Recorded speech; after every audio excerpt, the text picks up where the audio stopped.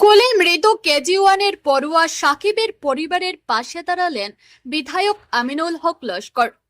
Katigorah school চলাকালীন সময়ে KG ওয়ানের ছাত্র সাকিব আহমেদের মর্মান্তিক মৃত্যুর ঘটনায় শোকাহত পরিবারের পাশে দাঁড়ালেন সুরাইয়ের নবনির্বাচিত বিধায়ক আমিনুল হক লস্কর।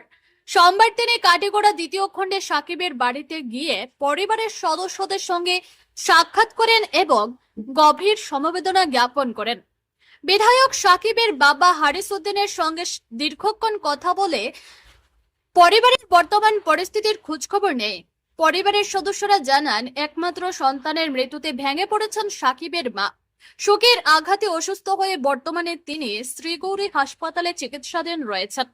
এই পরিস্থিতিতে পরিবারের পাশে থাকার আশ্বাস দিয়ে আমিনুল হক লস্কর জানান, প্রয়োজনে সাকিবের মাকে শিলচরের কোনো বেসরকারি হাসপাতালে চিকিৎসার জন্য নিয়ে যেতে হলে তিনি সব ধরনের আর্থিক সহযোগিতা করবেন।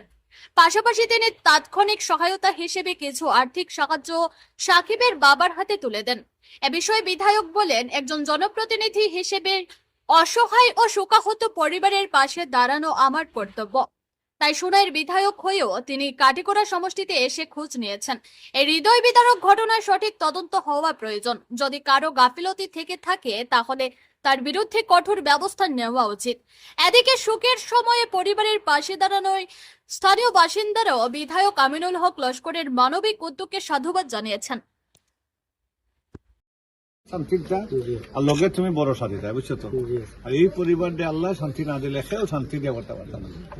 কেন একটা ছোট বাচ্চা স্কুলে দিছ, পড়াশোনা করিয়া বাড়িতে আইতো, আর এর বাদে যে ডেড বডি আনতে লাগে, এর চেয়ে বড় মর্মান্তিক ঘটনা হইতে পারে।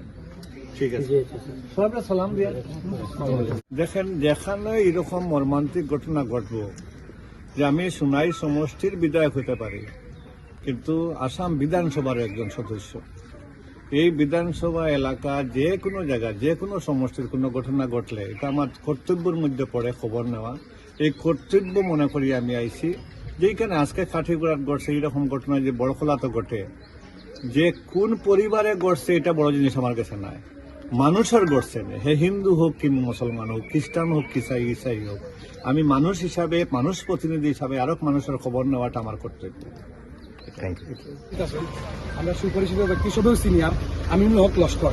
এই মুহূর্তে সময় ভিডিও বানাইবার কোনো মকসুদও নাই, কিন্তু যে কত দূরই থাকিম আজকে তাই কারণ সবাই লইয়াই আমরা এই সাকিব ছেলেটার বাবার বাড়িতে যে আমরা বর্তমানে যে ইয়া তাই মর্মাহিত সময় ইয়া তাই দুঃখের সময় যে ইয়া তাই আমরা আশ্বাসটা দিয়ে দিতে বা তাই না যে আমরা হেল্পটা করে দিতে, এটা আমরা কোনোদিনও ভুলার যোগ্য নাই, কোনোদিনও বলতে পারতাম না।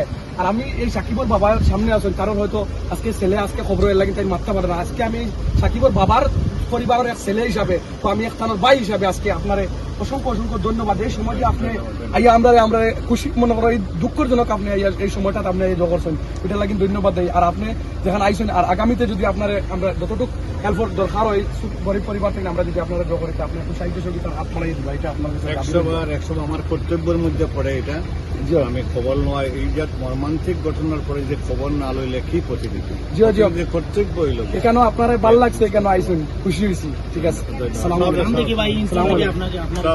কারণ এই খাটিগুলা পুরা খাটিগুলা থেকে আপনারা ধন্যবাদ, খাটিগুলার জনসভা থেকে আপনারা ধন্যবাদ।